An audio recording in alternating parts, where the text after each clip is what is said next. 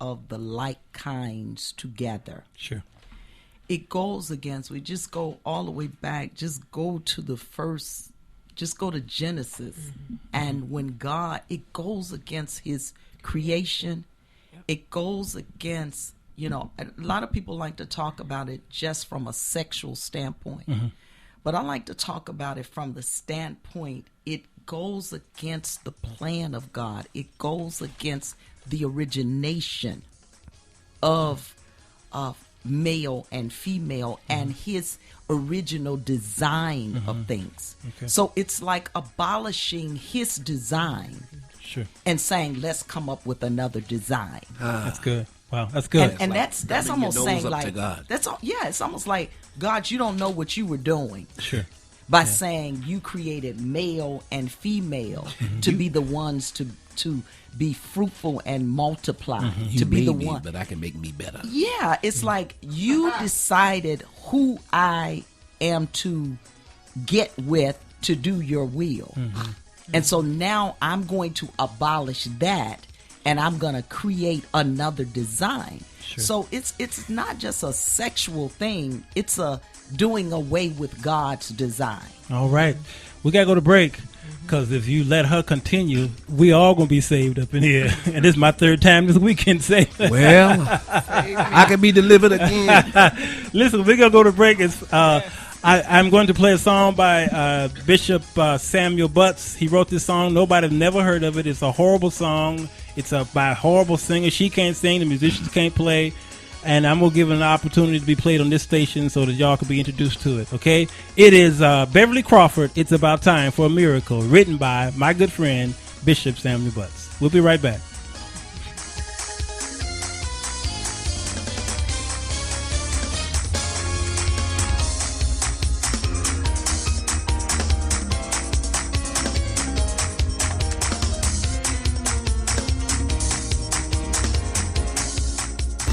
ComEd presents the power of staying in the light.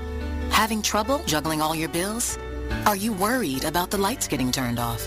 ComEd Care programs can help you keep the lights on. Care programs offer help to those facing financial hardships. All inquiries are confidential. To see if you qualify, visit ComEd.com/care or call 1-888-806-CARE. ComEd, powering lives. Grant amounts may vary while funds are available.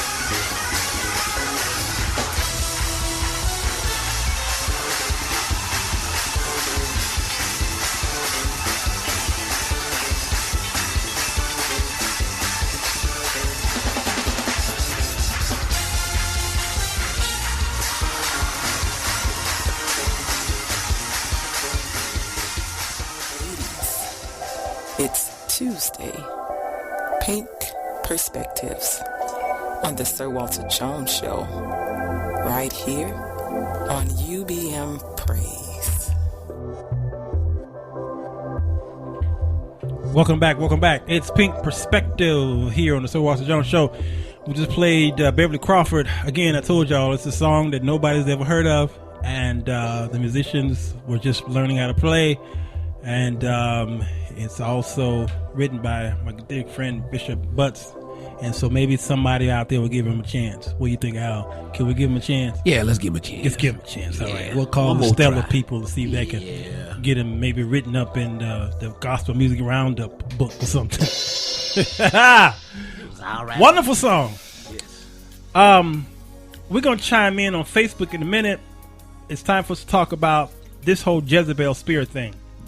Okay, I don't know, but I tell you, I think there's a lot of women bashing going on in the ministry, in the household of faith, among believers. We have bashed women since the first woman came on the scene. Even the two books that we've dedicated to women in the Bible, even they've had issues among a man's world. And if you notice, the Bible has seemed to be very male dominating, even in its terms. And so the women have come together, have rallied together to remind men that God didn't just call you to do work, but He has called us all to the body of Christ. Now, I don't like some of the defenses that women have made down through the years, because I don't think you should always get up to defend who you are in ministry, because now you're wasting time. Thank you. Yes. Because the people need to hear the word of God and not giving a dissertation for 30 minutes about why He called you. That might be a problem. So preach the word, as Paul told Timothy, be in season, out of season, and do the work of an evangelist. But I understand sometimes when you're in some venues, you may have to say some things because you can see the strikes against you. But you have to pick and choose your battles, but you shouldn't have to do that all the time. But the women that are in my life, I thank God, because I've learned probably more about spirituality from women than I did men. And I publicly say that. I have. No. Oh, yes, I have. My grandmother is is a prophetess, Hattie B. Jones, who is a prophet. I've never heard her speak any word of prophetic, and it didn't come true. And I've heard her nail it down to specific dates. I saw her look at a woman who was pregnant, and she told the woman that she is 6 months pregnant. The baby's going to be born on July 1st at 10 o'clock. And I just couldn't believe, the water broke it that same day, and I'm saying to myself, good Lord. So I guess the Lord do use my grandmother, and I've seen it many times over. And Apostle Richard E. Hinton adopted her as his spiritual mother. So that was my first introduction to women in ministry, okay? And then she became a pastor, and still pastoring today, actually. She doesn't preach too much now because she's up there in age, and my brother Rodney Jones now is over there at the church now, kind of leading the service. But she's still, she's still the head, she's still the pastor over there. But the attack is on, and when we look at women pastors, we automatically, most of the men in my circle will look at them as Jezebels, and we've been calling people Jezebels, not understanding what a Jezebel is.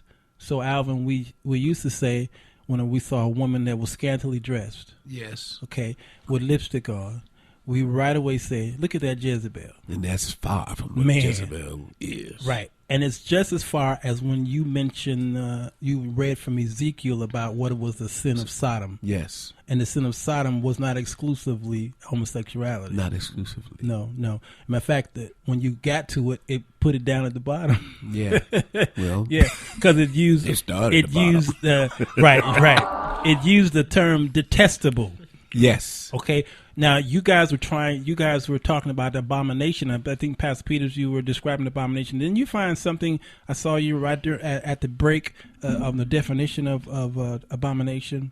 Yeah, it was detestable, shameful, abhorred behavior. So it is something that is very downgraded and something that God really hates, or very offended by it. Very offended by it. Sure. Yeah. Absolutely.